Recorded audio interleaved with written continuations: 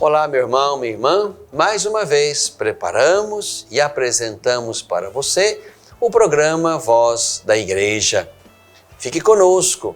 Obrigado pela sua audiência, obrigado pela sua escuta. Formamos agora a grande família católica pelos meios de comunicação. Bebendo da fonte, vamos visitar um texto de São Lucas, o coração do Evangelho de São Lucas, o capítulo 15, onde estão as parábolas da misericórdia. No coração deste tempo, vamos partilhar, eu com vocês, a bela experiência vivida na Itália nestas últimas semanas, com o encontro de bispos do mundo inteiro. E uma igreja em caminho. Vamos mais uma vez com alegria reconhecer o que Deus tem nos ajudado a fazer como história aqui no coração da nossa igreja de Divinópolis. Fique conosco, o programa está apenas começando.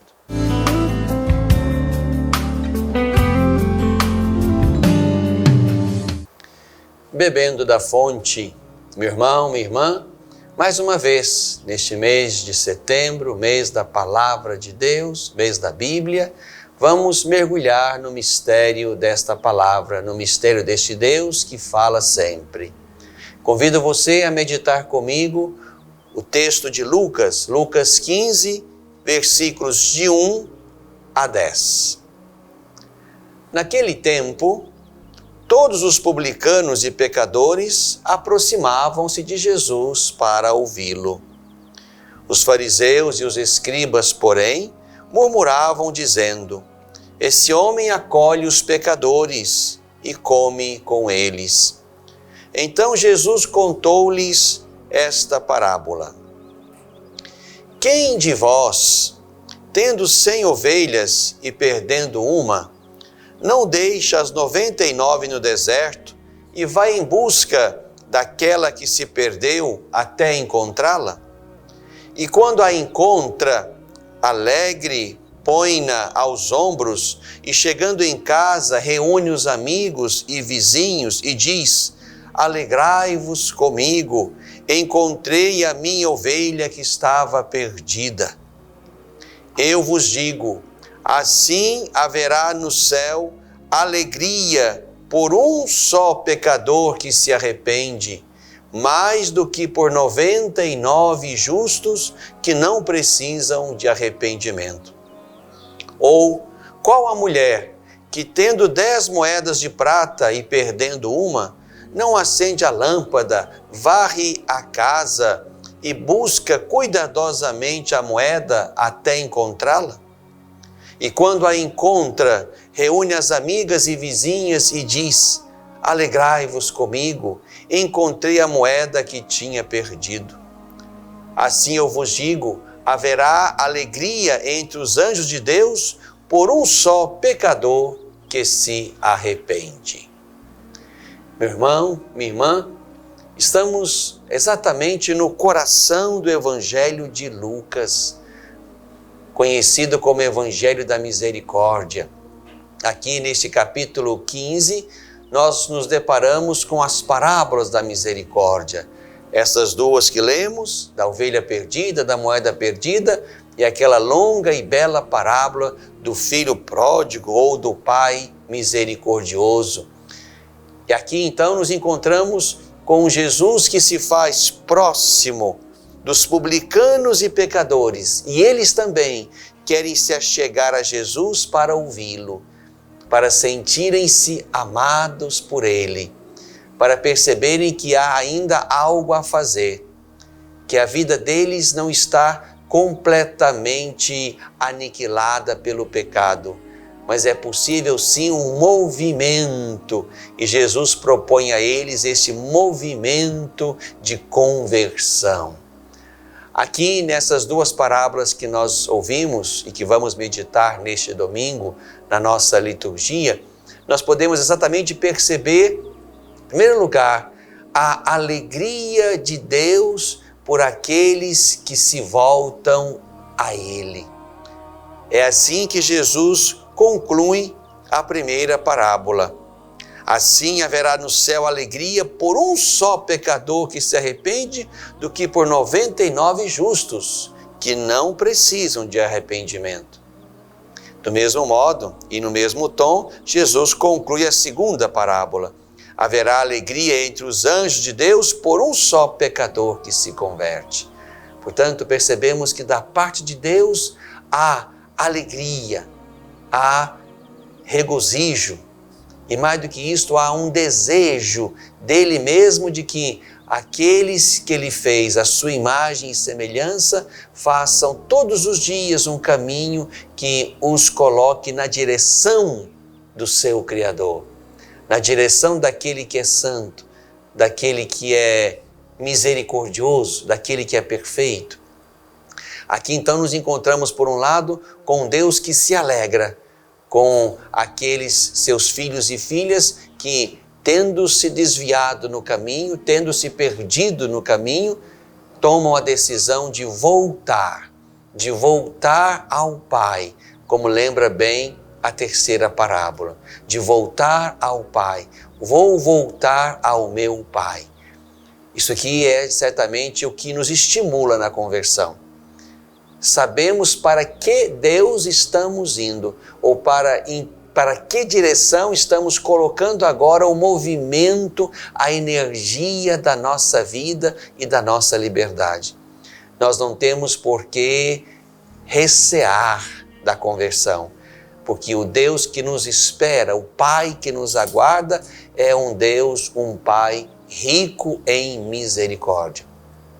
Por outro lado, também percebemos a partir da ótica de Jesus que o pecado verdadeiramente humilha, estraga, destrói o pecador. O primeiro danificado, o primeiro estragado pelo pecado é o próprio pecador. O pecado rouba a dignidade, rouba a paz, rouba a alegria, rouba a vocação mais genuína de cada um. Por isso, o pecador que se converte não está apenas agradando a um Deus que o quer bom, mas o pecador que se converte está colocando ordem na sua própria vida.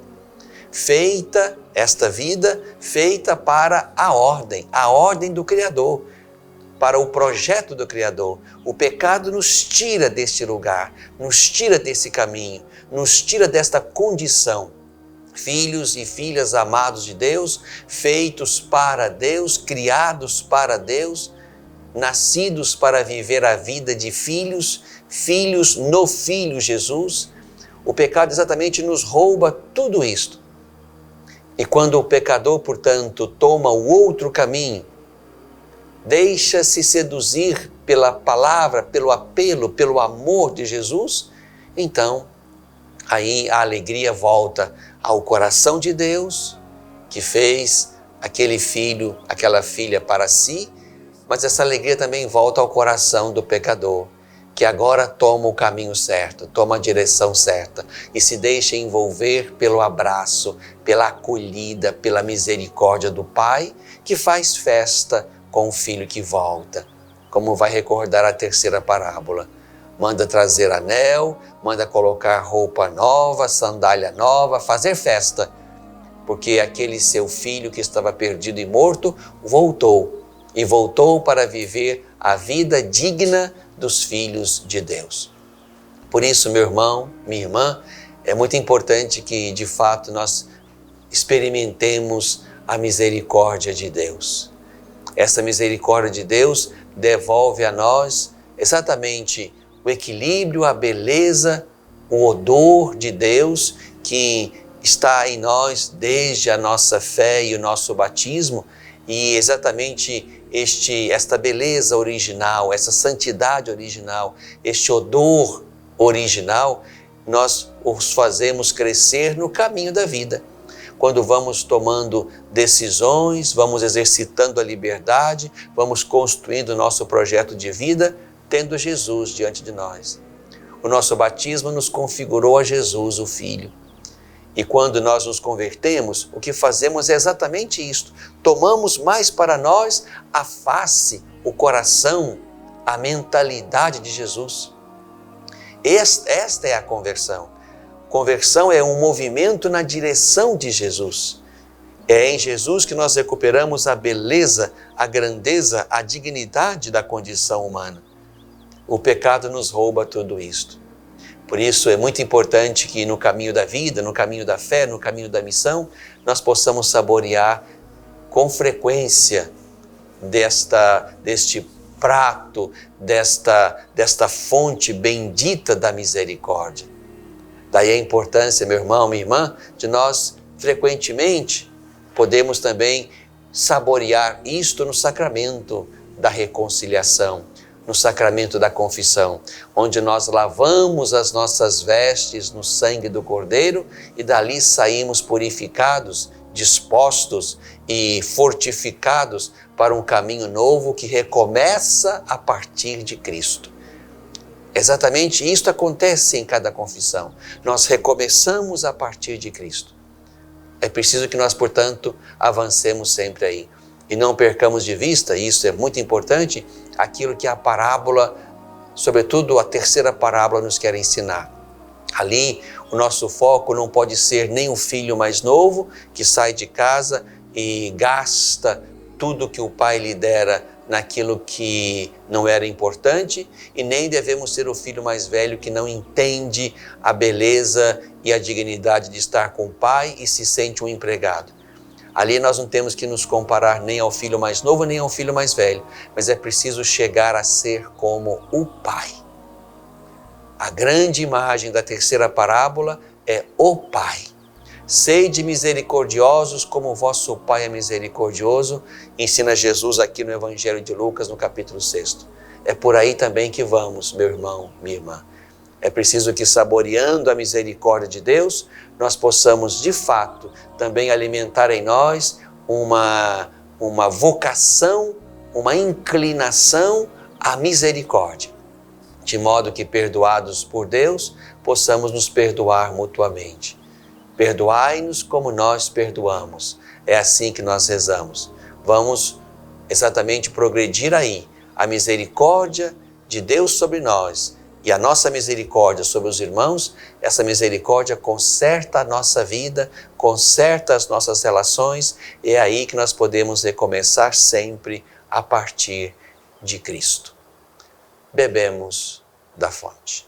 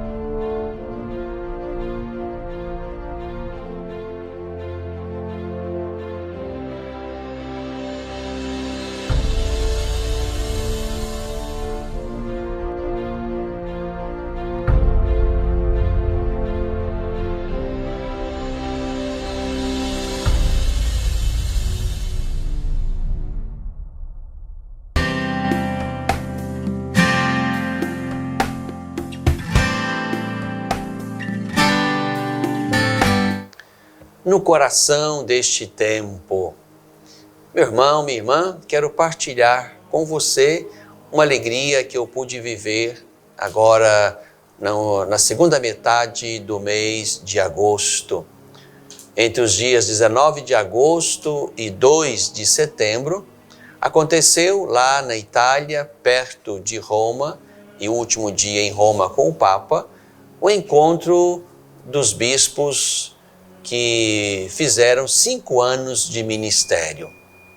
E eu tive a graça também de estar neste encontro. Foram 2 semanas muito preciosas e muito intensas. A primeira semana, nós nos encontramos para partilhar o nosso ministério episcopal, para colocar na oração, mas também colocar ali na mesa da reflexão e da partilha, aquilo que nós vivemos ao longo destes 5 anos de ministério. Nós éramos 30 bispos de 15 nações. E ali, orientados por 2 irmãos bispos italianos, nós pudemos exatamente penetrar o mistério da nossa vocação. Podemos, mais uma vez, ter diante dos olhos as dificuldades, os desafios, como também as belezas e as grandezas deste ministério que Deus nos confiou pela mediação da Igreja. É muito bom perceber que no meio de tantas dificuldades que são muito parecidas em toda parte, problemas que se repetem em todos os cantos do mundo, mas também percebemos que ali, nesses muitos lugares onde os problemas de fato tinham muita relação entre si e de fato percebemos que há situações que devem ser enfrentadas como um projeto, digamos, grande de igreja, apesar de sabermos que há dificuldades que são particulares e locais, mas também isso podemos perceber com clareza, há problemas que tocam a vida da igreja em toda parte. Ali percebemos que, de fato, Deus não nos faltou. Não faltou a nenhum de nós que estávamos ali meditando e refletindo sobre o nosso ministério e os seus desafios. Deus nos foi solícito e foi muito próximo de nós e nos ajudou ali nas muitas dificuldades pelas quais passamos. Deus nos foi solícito e de fato percebemos que Ele esteve conosco e nos ajudou ali no discernimento e na busca e no encontro de soluções. Mas também percebemos que essas dificuldades não roubaram a nossa alegria, a nossa disposição para o ministério episcopal. Isto foi um traço bonito que de fato apareceu ao final. Diante das muitas dificuldades, nós mantivemos a nossa alegria por aquilo que o Senhor nos confiou. Isto foi muito bom na primeira semana. Na segunda semana, e ela foi ainda mais intensa e mais forte, nós vivemos 8 dias de exercícios espirituais, ajudados por padres jesuítas. E ali, mais uma vez, diante do Senhor, no silêncio meditativo de cada dia, nós podemos rezar.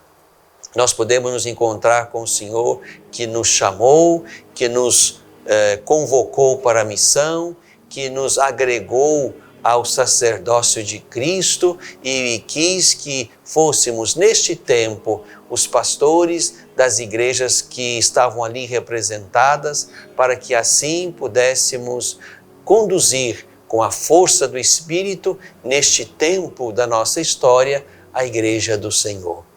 Foram 8 dias de oração, de meditação orante da palavra de Deus, de confronto com a própria vida, de experiência de Deus, e isto foi de fato muito bom. Esta foi a segunda semana, que terminou exatamente ali, no dia 2 de setembro, quando nós pudemos nos encontrar com o Papa Francisco, agora já em Roma, já que as outras 2 semanas nós a vivemos ali aos arredores de Roma, em 2 casas de retiro. E no dia 2, então, de setembro, uma segunda-feira, nós pudemos nos encontrar com o Santo Padre, o Papa Francisco. E mais uma vez, o Papa nos impacta com a sua presença e com o seu jeito. chegou 10 minutos antes do tempo marcado e ali cumprimentou a todos, cumprimentou a cada um, reagiu com um sorriso, né, com uma brincadeira, com uma palavra diante daquilo que ele escutava de um ou de outro, e assentado veio nos perguntar exatamente aquilo que nós queríamos que ele respondesse. O que vocês querem me perguntar? Foi a pergunta do Papa no início da conversa. E ali, depois de 2 ou 3 perguntas, o Papa gastou conosco na sua capacidade grande de reagir àquilo que lhe é colocado diante como uma pergunta. O Papa então gastou os seus 45 minutos conosco e pôde partilhar também conosco as suas alegrias, as suas preocupações, o seu zelo pastoral. E queria, mesmo que brevemente, mencionar com vocês alguns destes pontos que o Papa partilhou conosco naqueles 45 minutos de conversa antes do almoço. E pudemos almoçar com ele também ali, num clima muito familiar, onde o Papa conversava com os que estavam à mesa mais próximos dele, depois também conversava com um ou com outro que queria perguntar alguma coisa, fazer uma fotografia, e assim se mostrou mais uma vez muito próximo, muito amigo, muito paterno. Mas então, nesse tempo antes do almoço, em que o Papa pôde dedicar a nós alguns minutos para responder algumas perguntas nossas, a primeira pergunta que veio de um bispo brasileiro foi exatamente sobre o sínodo sobre a Amazônia. E ali, mais uma vez, o Papa expressa a sua preocupação, o seu amor, a sua solicitude pela igreja que está na Amazônia, na Pan-Amazônia, que não é só a região, o território que está no Brasil, mas também há outros países, né, para além do Brasil, onde também está a floresta amazônica como um belo bioma que nesta área aqui da América do Sul apresenta-se como uma rica floresta de biodiversidade, de fauna e flora, de gente, de cultura, de religiosidade e, portanto, um território que precisa também ser cuidado com os carinhos de Deus. Mas o Papa chama atenção para algumas coisas. Primeiro, para o foco que a mídia põe sobre o sínodo. E a mídia chama atenção para aquilo que o Papa considera menos importante. A mídia quer exatamente capturar elementos que atraiam ou a atenção daqueles que estão diante dos meios de comunicação, ou então querem também já ali colocar questões que não são verdadeiras acerca de uma intenção da igreja nesta ou naquela matéria. O Papa foi de fato muito claro e muito simples. O que se quer é exatamente pensar a evangelização da Amazônia. Este é o foco. E evangelizar, segundo o Papa, é exatamente isto: levar a Jesus Cristo, levar a uma experiência da fé que começa e passa necessariamente por Jesus Cristo. Não se trata apenas de cuidar de uma coisa ou outra, de cuidar da floresta, ou cuidar dos animais, ou da biodiversidade, mas sobretudo cuidar do ser humano que está ali.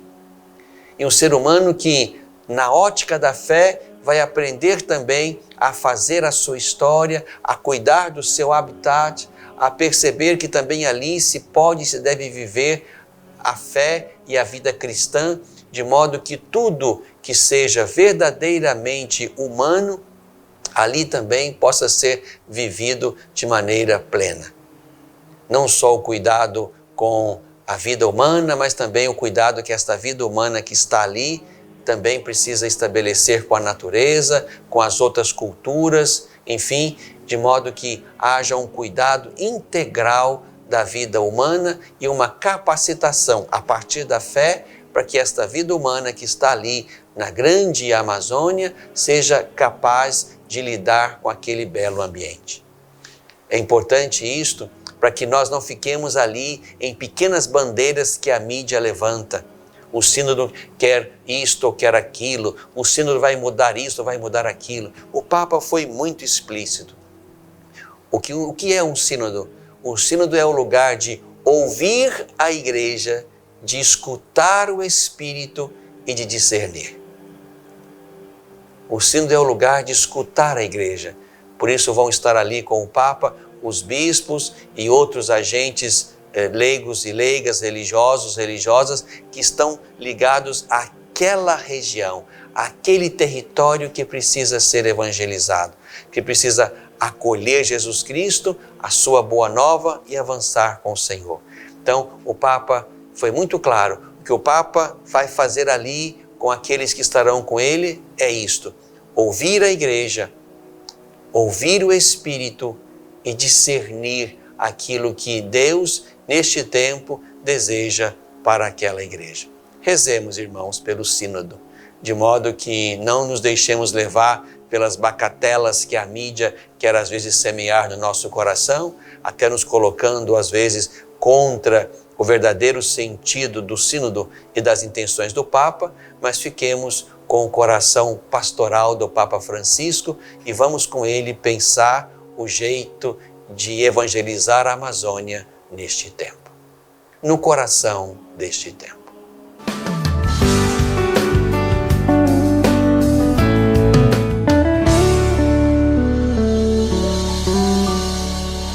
Às vezes, tudo que uma criança precisa para superar uma tempestade em sua vida familiar é encontrar um lar provisório. Uma família que a acolha por um tempo, enquanto sua própria família se reestrutura para recebê-la de novo. Essa é a proposta do Serviço Família Acolhedora: transformar as dificuldades de hoje em possibilidades de futuro. Serviço Família Acolhedora. A tempestade passa, a vida continua. Participe e faça a diferença.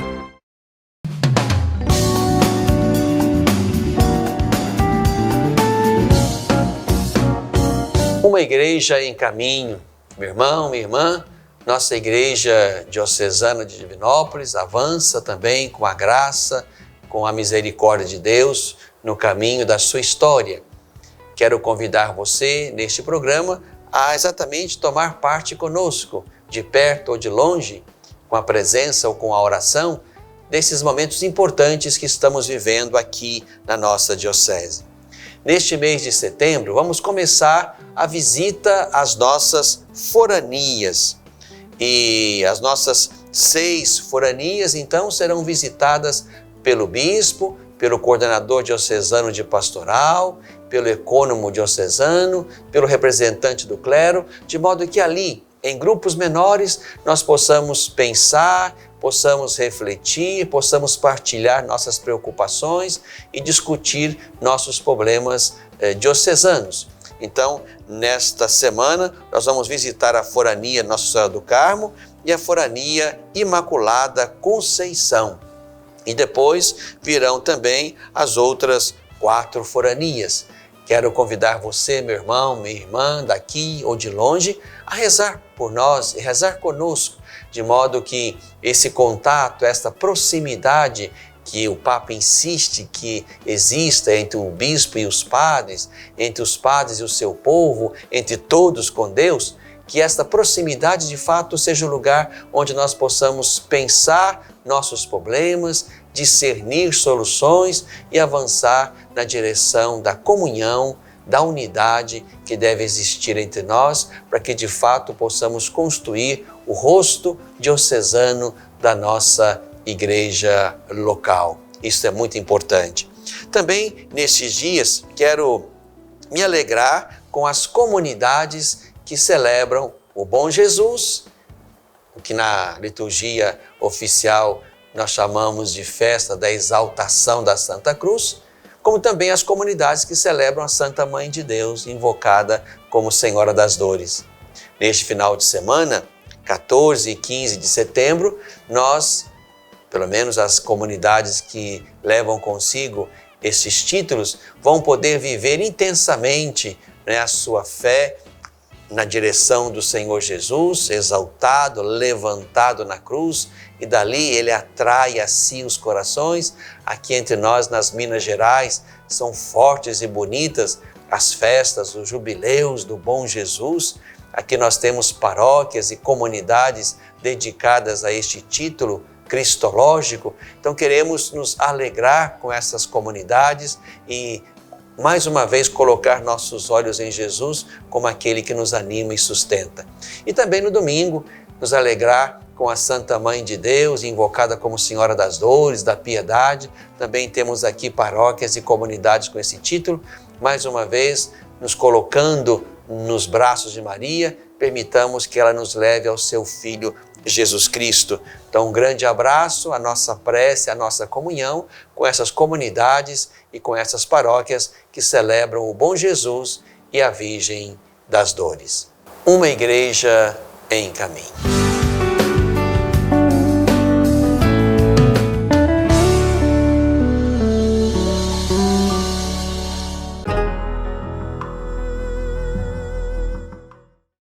Pornografia infanto-juvenil é crime.